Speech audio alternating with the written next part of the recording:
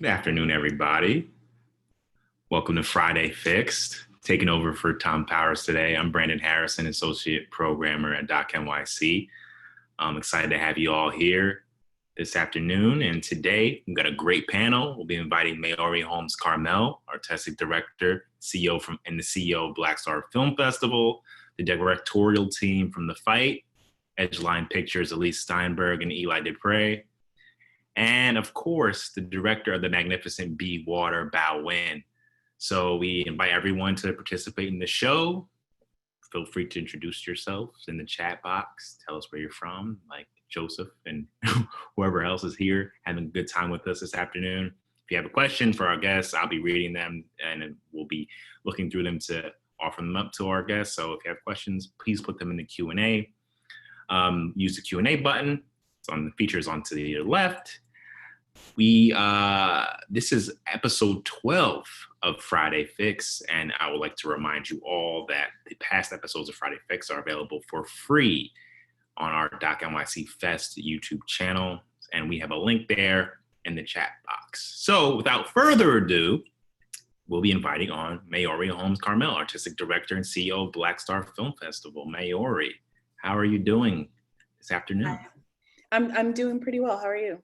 I'm doing great. Trying to enjoy talking to you about Black Star because just to dive right in, I'm really curious about, I would say, the irreverence and verve you're going with this project during these times, considering how much I enjoyed the trailer, the Black Star bootlegs. It just felt like a really just lighthearted thing at this time. How did you guys, I guess, take that approach going forward, knowing everything that's been going on and taking and say, hey, we're going to have fun with this thing?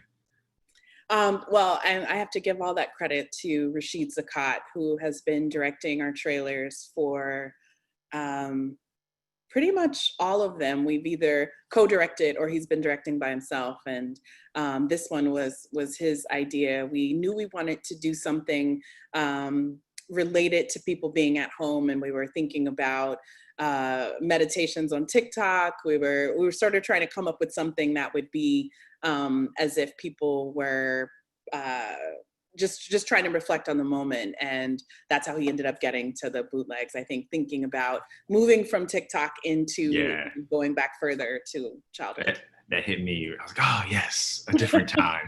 Yeah. that was perfect. But even to go back, I guess, to more recent past, as a festival director, it's, I don't know, March 13th. What does it look like for you? How are you feeling? And to see yourself now where you are, what has these past 5-ish months been for you? Yeah, I mean, in that middle of March, we were about a little over halfway in of our submissions period, which start in January. We end in April, and I think initially we thought, well, we'll be, everyone's saying this will be over, right, by August. And so we were everyone kept asking, and we were like, well, let's hope that we're going to have the festival, that we'll be able to gather in public and in person. And so at first we were just sort of thinking, we were waiting with bated breath, but also hoping that we would be meeting in person. And so that was the moment. And then obviously, as things changed, we were changing with those changes, trying to anticipate what would happen. And our venue was also trying to anticipate that. And so we for a long time just didn't make any move because we were holding on to hope that we would have an in-person festival. And then I think probably around May, it was clear. We pushed the dates back. And then we were like, this isn't going to happen. So let's start pivoting to plan an online festival.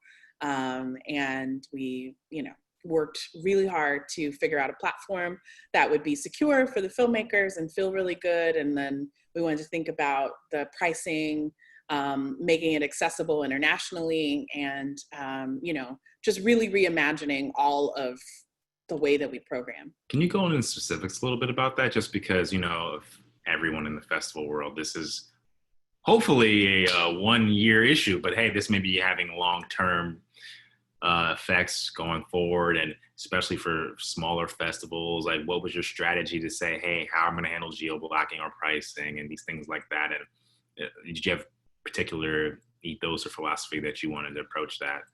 Sure. So, I mean, we're not geo blocking unless it was requested by feature filmmakers. So we didn't want to, some filmmakers obviously have rights concerns for their own distribution. And so we honored those requests. But generally, we see ourselves as an international film festival. So we wanted to keep things as open as much as possible, and also thought one of the benefits of everyone being quarantined worldwide is that if you are a filmmaker based in Kenya who made it to Black Star, this would be the first time you and your family and friends could also see the film like together. So we were thinking about that and really excited about that possibility. And so there were two things that we were thinking in terms of ticket pricing, and that was that we just have no idea what people's aptitude would be to participate in an online festival. I think from a marketing standpoint, I was considering, I worked in the music industry for a while, and sort of considering that people's brains are already trained, you know, to be thinking about what they pay for Netflix or for Hulu or any of the streamers. And so it's, you know, $10 a month and that kind of thing. And so it seemed like it might be a leap to spend $250 on a festival that you're not having a physical experience with, right? A communal one, in the same way that you would in person. So we thought, let's do day passes, $5 a day, so that it's very similar to, you know, in my mind, and I don't want to be disrespectful, but sort of like, you know, it's like something you can spend and not think about in the way that a lot of people do with their Amazon Prime membership. It's there, you know, don't cancel. And then, you know, we also, what we realized with that kind of pricing is also that like $5 might be really accessible for folks in the US, but that also was going to be probably the cap of what we want someone in Mexico or, you know, another country for whom that dollar is, you know, much more. So then we thought this would keep it accessible globally. Have you heard anything anecdotally from, I don't know, film fans or even filmmakers that are like, thank you for doing this. You know, we didn't know what was going to happen, and we just appreciate you going forward with it, or maybe a Kenyan filmmaker, that specific story. I don't have a specific international one, but we've definitely gotten some feedback from folks that are happy that we continued the festival. You know, honestly, I didn't want to do the festival initially because I just felt like, let's take a breather and see what's happening. And then very quickly, I mean, I had that thought for like 24 hours. And then I thought about, you know, I'm someone who had a feature film once, right? Like in 2006. And going to festivals gave me the bug to program. And the people that I met and all of that was like such a transformative experience. And I thought about so many people get one film, you know, and I hated the thought that Black Star is sometimes the first or the only place that many people will screen. And if we didn't exist this year, then we'd be removing that opportunity. And so not to be like so self-focused, but just wanting to be a platform for folks who might need it. I was like, we have to have the festival because, you know, if someone submitted this year and this was their year, it would be incredibly sad for them not to have it. And I saw that happening to friends whose premieres were at Tribeca and at South by, and just like the psychological toll that was having on people, you know, takes you, even if it only takes 1 year, but for many people it's 3 years and 5 years, and, you know, toiling on this project. And yeah. So we didn't want to not be available for folks. Well said. We talked about internationally, but I mean, for Philadelphia, actually, I mean, was there any sort of local fervor for it, or have you heard anything from the community just about how they've reacted to Black Star forging on? Yeah, I mean, I think people are pretty proud. You know, it's interesting. I don't think we're living local anymore. You know, like, what is local? Right.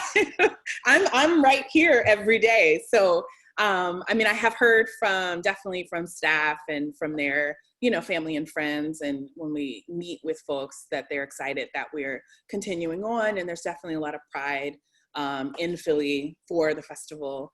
But yeah, I mean, I'm not in the streets anymore, so I can't really answer that question. So, you know. I mean, that's a fair point, but I wanted to take it out of the festival formation because that's the hard work. As a director, what are you excited about? You don't want to play favorites, but you have so many films and projects. Is there anything you want to just tell people that they can expect at Black Star this year? Pull us in. Yeah, I mean, I can't answer that. But I am excited. We are going to have 3 drive-through screenings. Awesome. One of those films will be Bao's film, Be Water. So we're really excited about having the drive-in experience. We're doing, I guess I can't say the other 2 just yet, but we are doing 3 drive-in screenings. Those will be announced in about a week. They just came together. It took a long time to get the city. We're partnering with the City Department of Parks and Rec to put them on. And so that was something that is nice that we'll have some kind of IRL moment.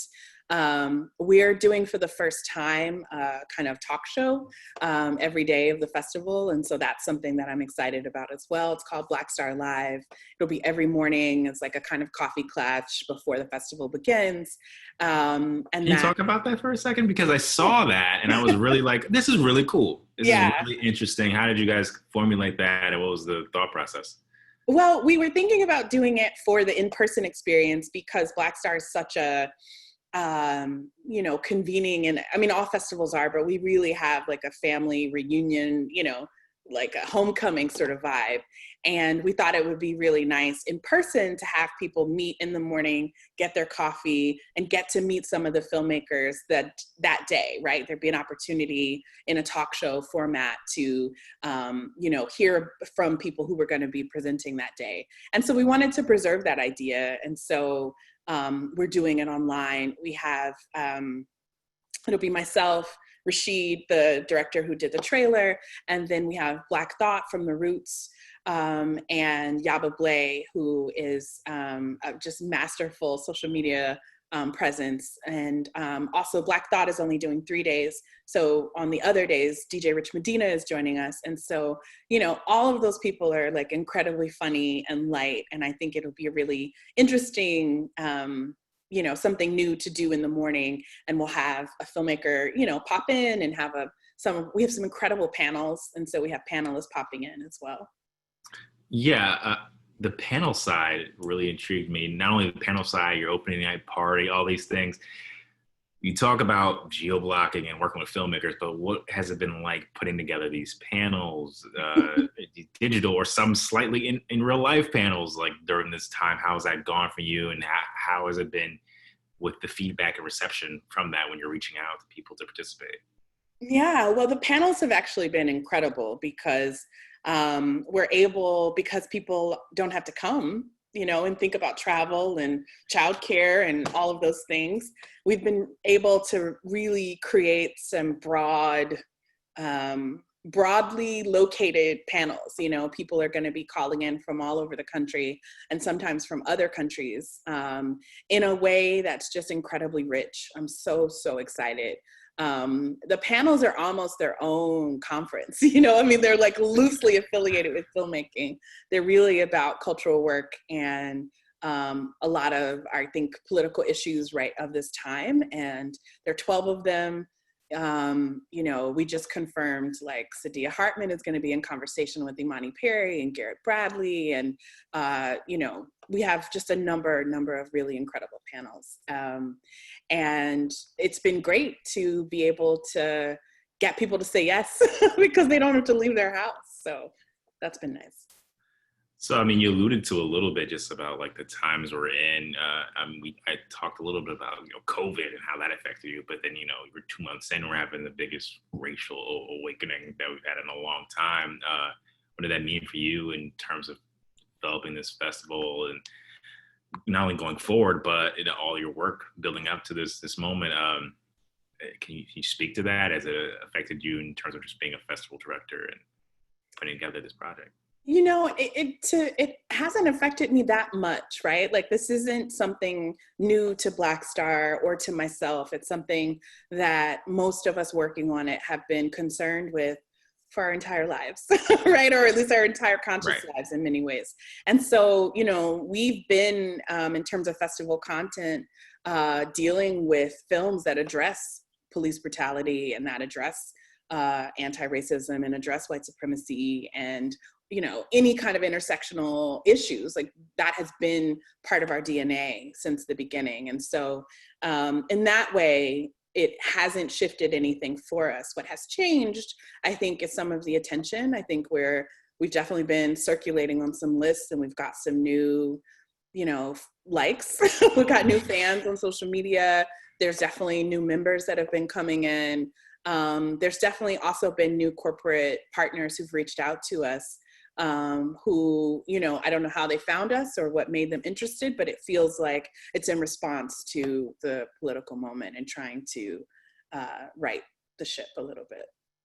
So, well, this is my last question for today, but I'm curious as to 10 years from now, where is Black Star? Because this feels like a critical turning point for a lot of things, considering both COVID and, you know, the racial moment, and even just in terms of putting together the logistics of your festival and things that you've been able to come up with now. Like, how are you going to incorporate those going forward? Where do you feel like how will the path be chartered for Black Star?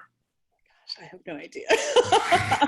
Maybe this is the best way. No idea. I mean, that's forge out into the fog.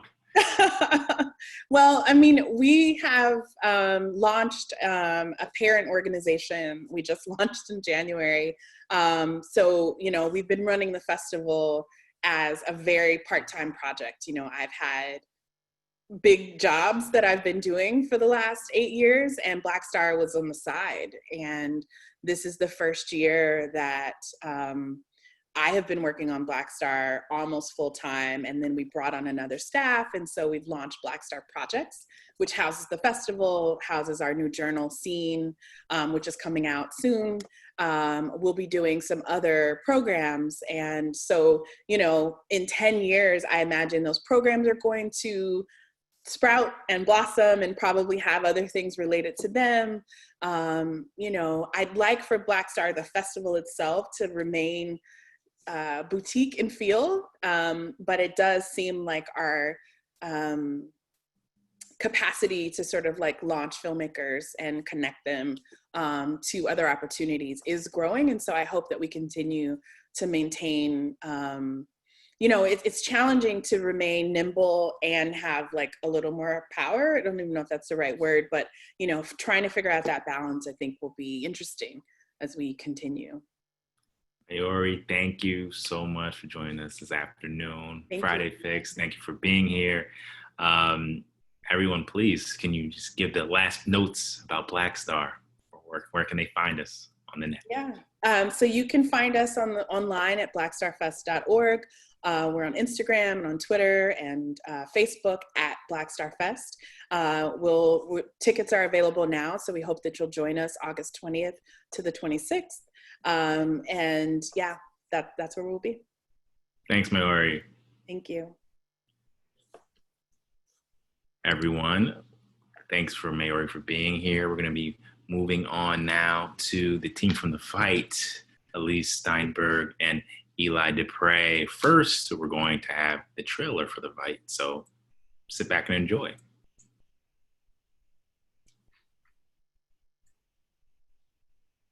Mr. Chief Justice, and may it please the court, the Secretary's decision rested on a single assertion that don't do this tomorrow. Have you argued in front of the Supreme Court before? No. Nearly 2,000 children have been separated from their families. Hey, see how you? Good morning. Hundreds of parents have just lost their kids. Free our children now! My job is to make sure the horror of what's going on stays front and center. Do you believe in punishment for abortion? There has to be some form of punishment. You can't be serious. The government can't ban people from accessing abortion. This is the president's declaration of like open season on trans people. Transgenderism is a mental dysfunction. They want to erase trans people from public life. 26 states would lose a seat in Congress. It's all based on the census. Kind of difficult to imagine higher stakes. The A stands for American. Americans come first. We don't appreciate your work. You're a filthy organization. Obviously, most of you are pedophiles. We are scrambling. We've been actually working up a challenge. Simran, you're literally pulling my computer off the desk. You're not going to win every fight. Just thinking on my own kids, it's just inconceivable. People say, why don't you go work at a law firm? Why have this level of stress riding on your shoulders? If we lose this case, I don't know what Roe versus Wade means. President Trump wins. What happened, Matt? 3 minutes. I can't go on right away. We will go back into court. We will them up. All I've ever known how to do is fight, and so we just keep fighting. That's what we do. We are here right now. If I'm not going to be a civil rights lawyer right now, in this moment, when?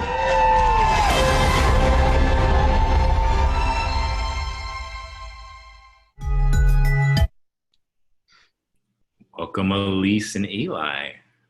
Good afternoon, guys. Hey, Brandon, how are you? Hi, how are you? I'm great. I'm excited to talk about the fight. So are we. It's perfect.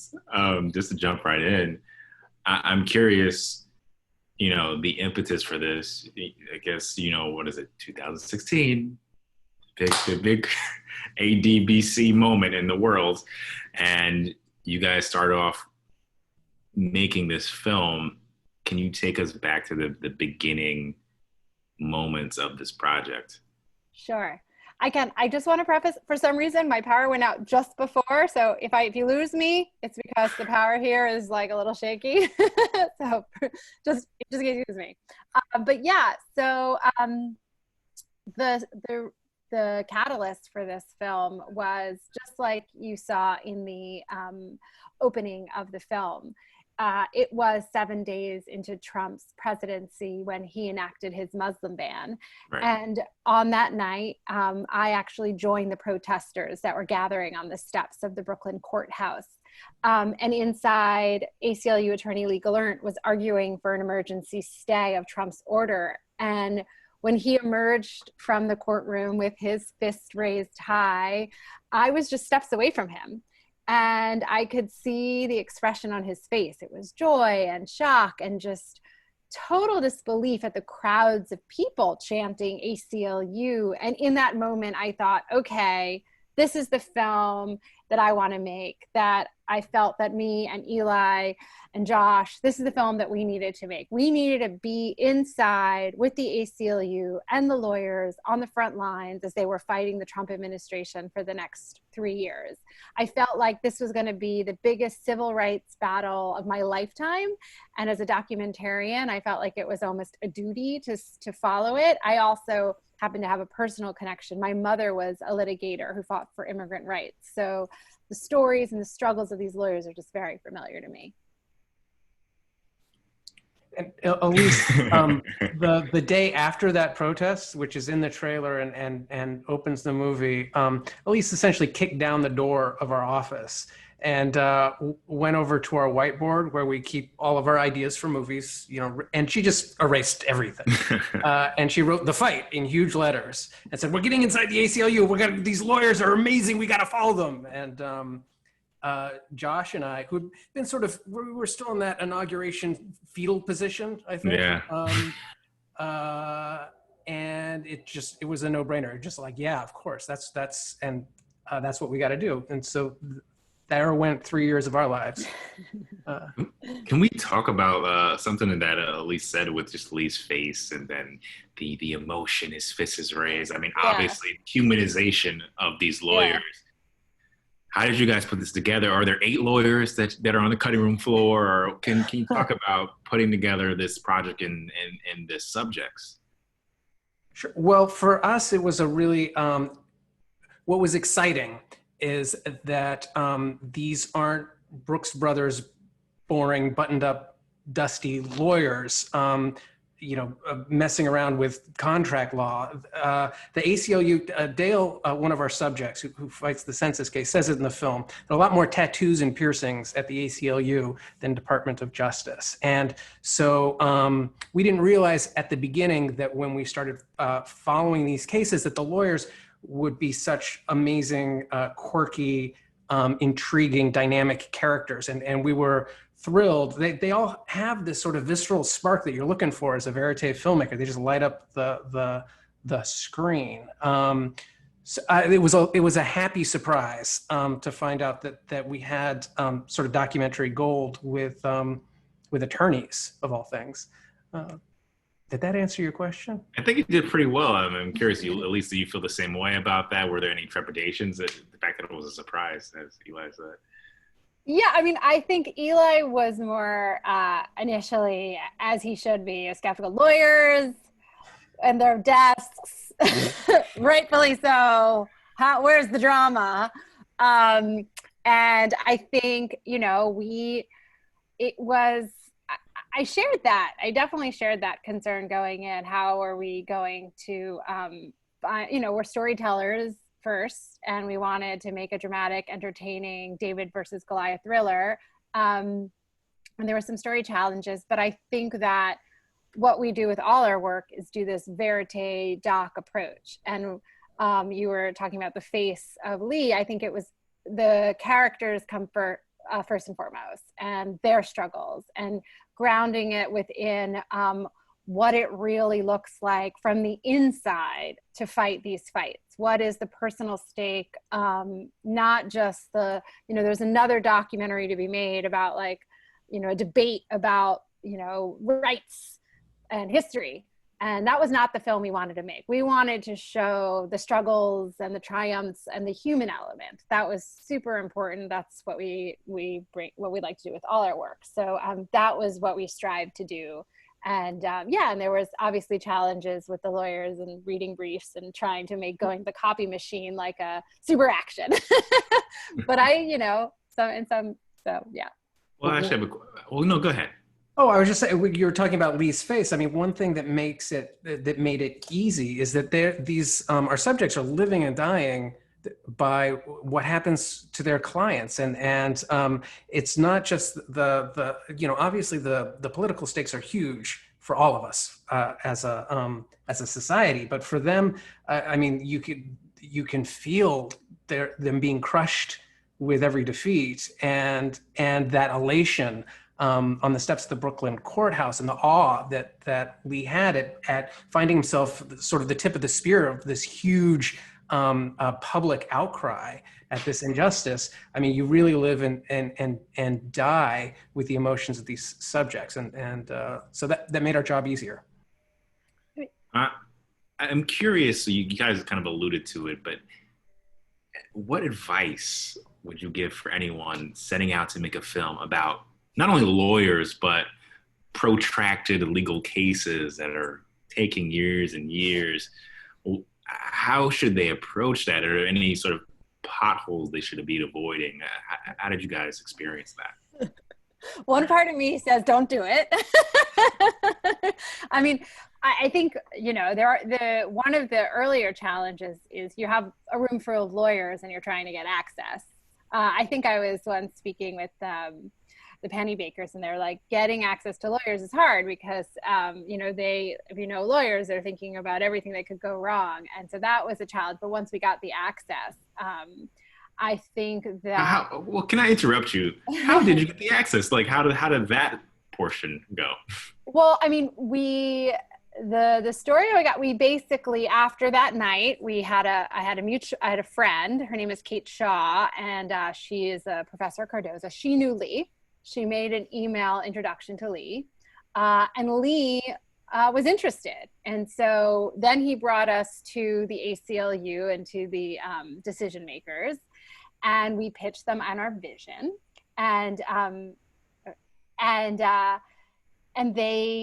We said, look, we want total access. We want to be with you, in the hallways, at your homes. And they said, thank you very much. We really appreciate your interest, but there's no way you will ever get access to the ACLU.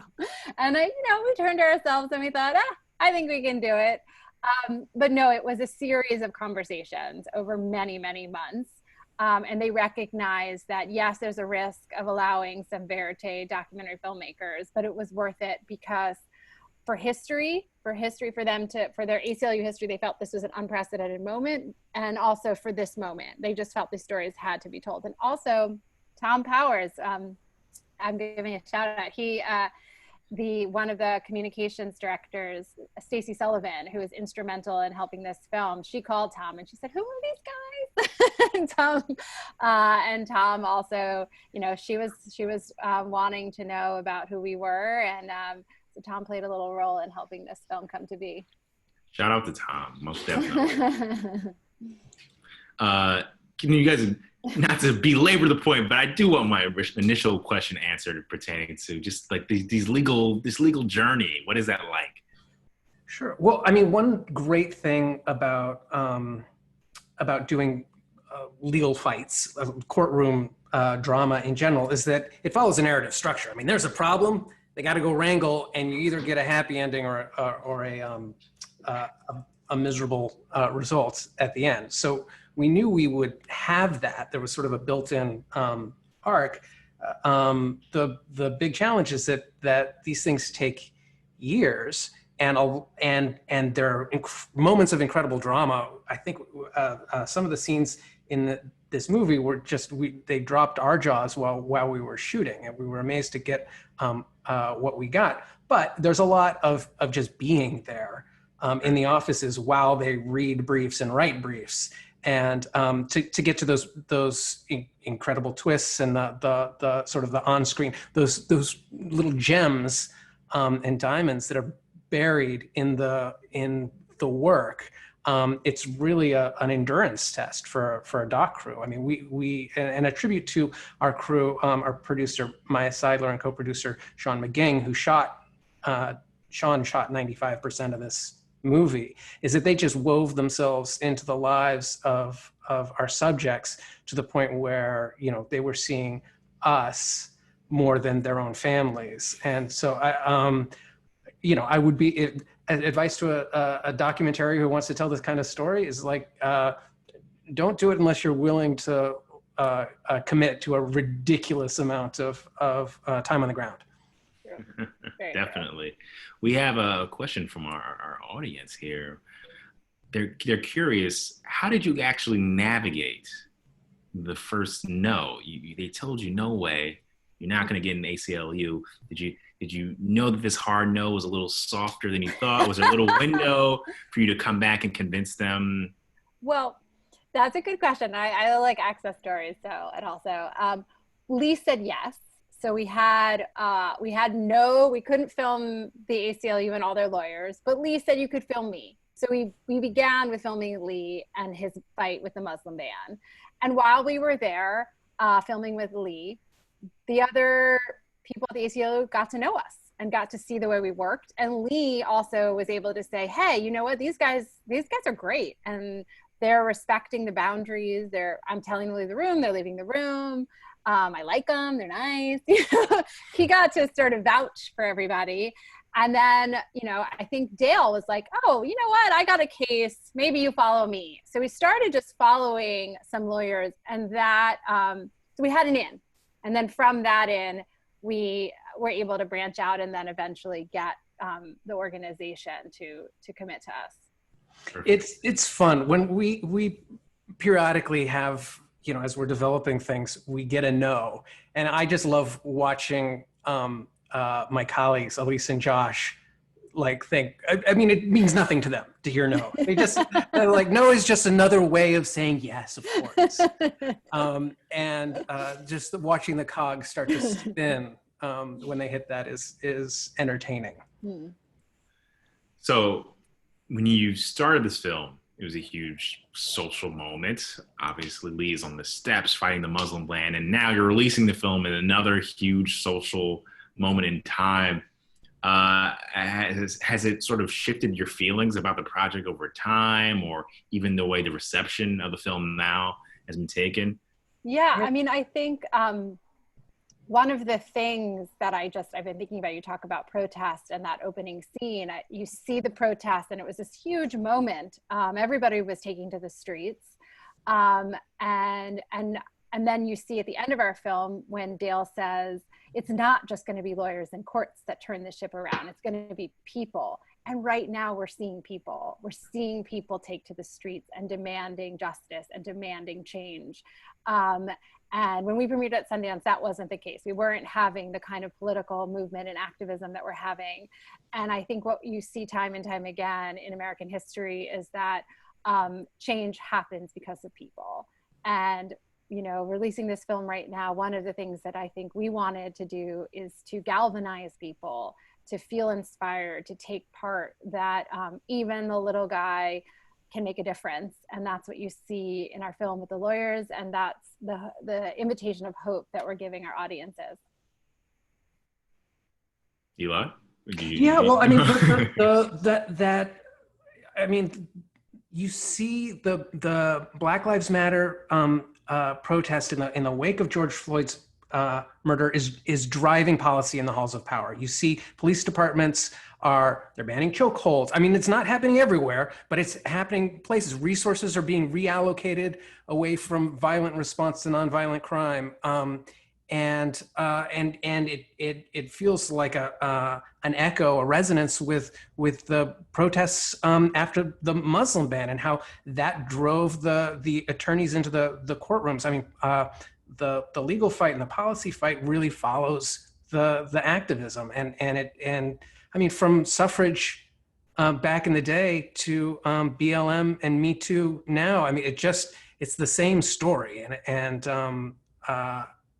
I mean, to me, it's really exciting for me to be, I think for all of us to be putting this movie out into the world in this moment where the change is in the air, I really feel the possibility. It's a horrible time. We're all depressed and it's crazy. It's crazy. It's never been crazy like this. And we're all in our little cubes. This is bananas. But it's exposing the cracks, and people are addressing in our society, and people are addressing problems in a way that I don't feel like we have before in my lifetime. So I'm excited. And I'm excited that we're part of that conversation. I mean, I just wanted to thank both of you guys so much for joining us this afternoon. Before I let you go, this last question, I just wanted to offer up an opportunity to say anything you would like about the film. Where can they find it? I guess pretty much everywhere. But I was particularly curious about your subjects. How have they reacted to seeing this final project? Has it meant a lot to see, I guess, the vindication of everything? Well, it's been a pleasure talking to you. It's been really fun. And the film is available everywhere right now. I think it just became available to rent. Both last week it was to buy, and on streaming and on demand, Amazon, iTunes, everywhere. And our subjects, I think it feels pretty great for them. I think, they were, I feel like their fight is being seen. And that feels important to them. Dale texted me after a screening saying, I feel really, really exhausted, but I watched the opening scene and I'm feeling a little bit more energized right now. And that I was like, Dale, you made my day. I think that it's energizing to get people to watch their work, because this work is tiring, and to have people say to them, keep on doing this work. You're a kind of hero. I think that keeps them going, and I think they're feeling very, very galvanized, which is a good thing. Yeah, I think they were a little surprised that their lives were action movies. I don't think they knew that with all the, and it's been fun. It's been really fun watching them see themselves reflected back through the eyes of people who are like, holy cow, you're out with your sword and your legal briefs, fighting the fight. Definitely. And your stand-up voice activated. I love that scene. Text to speech document. Thank you, Elise and Eli, so much for joining us. Thank you. Thanks, Brandon. Bye. See you guys. We're gonna take a nice shift now to Baldwin and Be Water. And we have the trailer for the film now.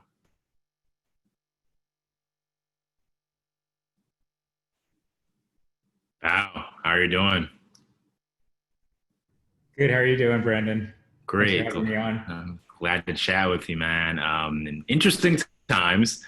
I honestly, I've watched a bit of your press run, and I've seen the film. I loved it. I just wanted to thank you for making such an awesome film, and I want to pick your brain first about making a film about an iconic figure. Like if any filmmakers are set out to follow an icon in their life and their story, is there a particular way that you thought to yourself, I have to approach this? Well, I think, there's, especially with Bruce Lee, there's so many entry points into his life, right? People know him as a martial arts icon, as a film star. But I always wanted to approach him through the lens that I knew him, which is sort of this Asian American icon, the symbol of representation. And I think that's really only way that I feel like I can approach an icon that feels personal and honest. I think when you're dealing with subjects who have such resonance for many different people, it's hard to sort of really be responsible for all those different types of angles, right? All those different perspectives. So as a filmmaker, I always, again, try to find that personal experience. So the film, in a way, feels like it's my own. I mean, I'm not related to Bruce Lee in any way, but some of, the best feedback that I've received about the film is that it feels like only I could have made it. And it feels really personal to me. And I would say I was always connected to Bruce Lee's immigrant story. Even though he was born in the United States, he left when he was about 6 months old and then lived in Hong Kong for most of his young life, and then came to America when he was 18. And in a way that reflected my own past and my parents' story. My parents were Vietnamese War refugees who were out at sea for about 2 weeks and then landed in Hong Kong and were at a refugee camp there for 6 months, and then made it to America with very little money and very little connection. And that was paralleled Bruce Lee's life in many ways. So that was always my entry point into how I was going to make the film and kind of approach an icon. With someone whose life is, I guess, parallel to yours in a way, and you are sourcing through so much archival content and footage and audio, what was that process like, and how would you advise people to handle this archival? It's very, I don't know, it's just a delicate historical process as well as like a personal process when you're looking at this old content. For me, it was really looking at like what part of Bruce Lee's narrative was sort of untold in many ways, or not really part of the common mythology of Bruce Lee. And what I found is that people are always talking about Bruce Lee who didn't know Bruce Lee. They talk about his impact and his legacy on themselves, which is important, but I always wanted to sort of unpack that myth of who Bruce Lee was as a human being, because he's very much a mythological figure nowadays. And that meant hearing his voice as much as possible. So how I started the process in terms of development was finding all the instances of audio, visuals, where he was speaking. And I basically made a cut of the film based on that first. And it was like Bruce Lee in his own voice as much as possible. And then knowing sort of the narrative holes that I had to fill, that's where the interviews came in, and it was really finding the richness of other people's stories to get people who knew Bruce Lee, though, who knew him intimately. And in terms of archival, you would imagine someone who is as iconic as Bruce Lee to have tons of archival. But, the tragic thing about Bruce Lee is that he passed away, a few weeks before Enter the Dragon came out, sort of his opus, the film that really made him a superstar. And so there wasn't that much archival of him. He was a big star in Hong Kong and Asia, but unfortunately, this is a kind of a very sad but pragmatic thing. Hong Kong is a very dense city, so there's not a lot of storage. So there's not actually a lot of archival collection houses. And when I went to sort of the broadcasters that existed at that time, they were like, oh, we just taped over all our Bruce Lee interviews because we just didn't have enough room. Yeah. And so we ended up really digging deep into every piece of archival that was out there, and also going to the cities that Bruce Lee resided in, talking to the people that he knew and asking them for their personal archives. But one of the things that we ended up doing too is creating our own archive in the film. A lot of the footage, it may seem like it's of that era, but some of it is a bit impressionistic, and it's things that we shot on like Super 8, 16 in these various cities just to kind of maintain the cinematic language. How did you come up with that? Not to interrupt you, but when did that issue become an issue in your production? You're like, hey, this is how we're going to solve it. I mean, I knew from very early on, this film has been 5 years in the making, from conception to our premiere at Sundance in January. And I knew that there were moments that were just, I would have a tough time sort of presenting visually. And I knew the mood of the film in my head, and I knew what, again, the language that I wanted to use. And so it was really kind of like seeing what was out there and then building upon what I thought I was going to create anyways. But I mean, it came down to the last days of the edit that I would shoot something. We were editing in London. I ended up just, I used to be a DP, and I would just go out and shoot something on my iPhone and put like a 8mm Super 8 filter on it. And in the end, it still blended quite well with the footage that existed. Oh, that's awesome. That's an awesome story. I'm curious, working with 30 for 30, like how much, all stories are about narrative, but incorporating this sports, athletics, martial artist portion of Bruce's life into the project, and how important that was for you. I have to say that ESPN wasn't sort of on the top of our list of places that we were initially approaching in terms of who was going to broadcast and finance the project. But my producer, Julia Nottingham, after we just had some trouble financing the early stages of development, she's like, what about ESPN? And I've always been a huge fan of 30 for 30. I think some of their best films, like OJ Made in America, Two Escobars, they use sports as sort of a background to a larger story that's a commentary on America or society, right? And for me, Be Water was always going to be that type of story too. Like Bruce Lee as a martial artist, Bruce Lee as a film icon was always sort of a vessel to talk about America, about racism, about representation.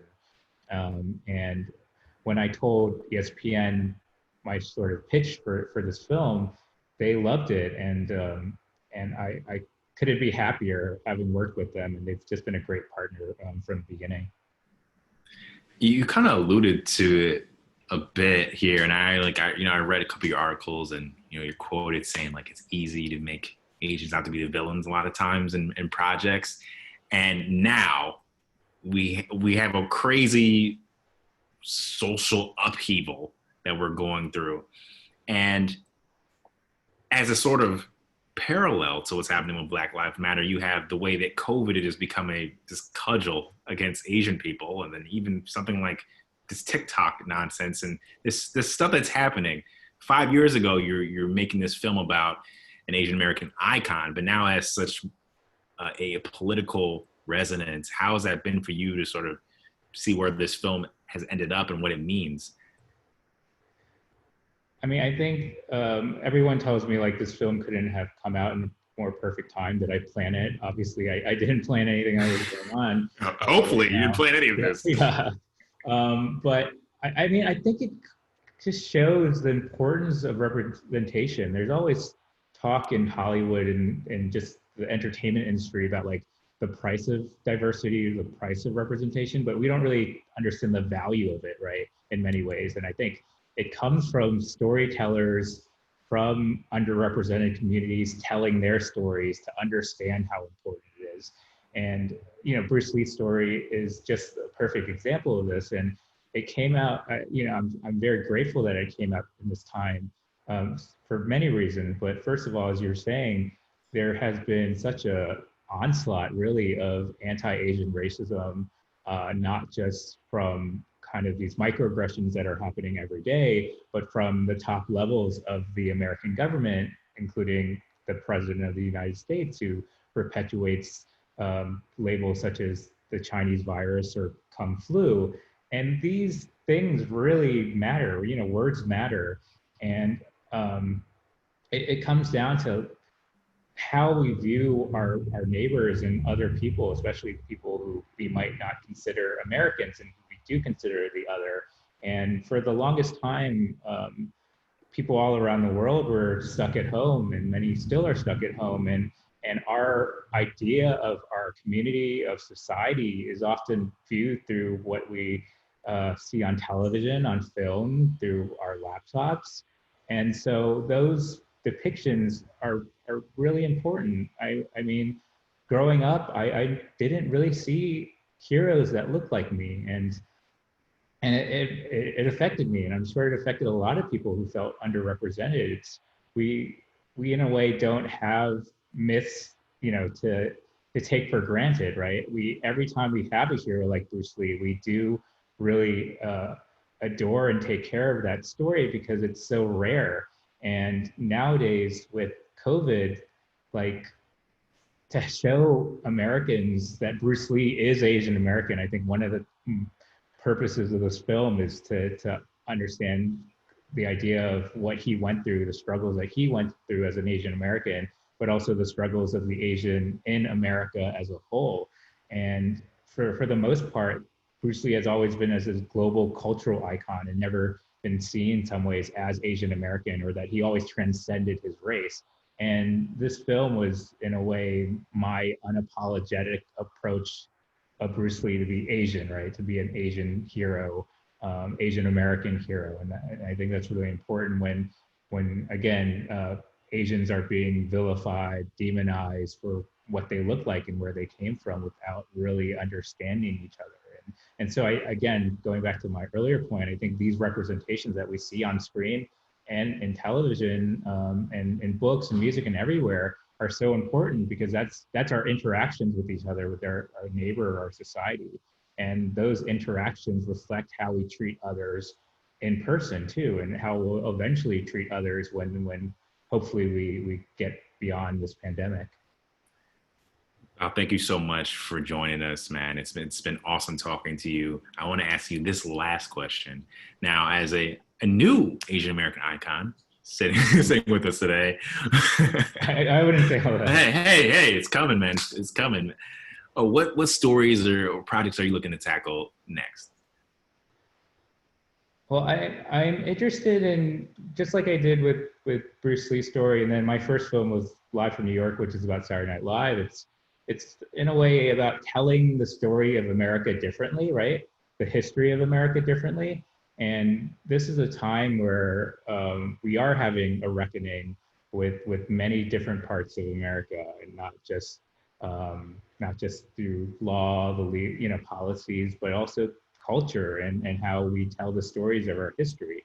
And I think especially as an Asian American, again, not feeling like I really existed in popular culture, at least on a heroic level or in a positive standpoint, I think I honestly have a privilege to be able to tell stories, to be able to promote different histories that haven't been told before. And I think, we all kind of have a role to play in changing, systemic racism, injustice against marginalized communities, all different types of oppression. And as a storyteller, I think sometimes storytelling is a way to change hearts and minds before policy or law can get changed. I have an artist friend of mine who was a lawyer. He worked for the Innocence Project, but he became an artist because he said, really, the last thing that does get changed is law and policy. But the first thing that you do have to change is, changing hearts and minds through culture. And it's like, no matter how much you change a law, people will look at you the same way sometimes, right? As an Asian, as a Black, a person of color, Indigenous, LGBT, disabled. Laws aren't going to change the perception that that society has of someone. It comes down to the stories and in a way mythology, like how important mythology is in our world. Like, the idea of the British, Marlon James, this Jamaican writer, talks about this idea, like Arthurian legend pushes this idea that the British are civilized, right? And that's just because of King Arthur and Lancelot and all that. And that just shows the importance of myth building, right? In order to kind of change our perceptions, our perspectives of the world. And I hope that by opening up our idea of what America was and what America can be, that really creates not just positive portrayals of different communities, but multifaceted portrayals. And I think that's the most important part. Very, very, very eloquent and well said, Bao. Thank you so much for joining us today, and everyone for joining us today on Friday Fix. Bao, thank you. Thanks so much for having me, Brandon. If you guys would like to revisit any portion of today's talk, it should be up on YouTube as soon as possible, ideally by tomorrow. There it is. There is our YouTube page there. And we also want to remind you guys that you should start your week with DocNYC's Monday Memo, our weekly newsletter that brings the latest documentary news to your inbox. You can sign up for free at docnyc.net. Friday Fix will be back in 2 weeks after a bit of a break. So watch our website and our social media for updates. Thank you for joining us this afternoon, and be back for more Friday Fix, guys. Thank you.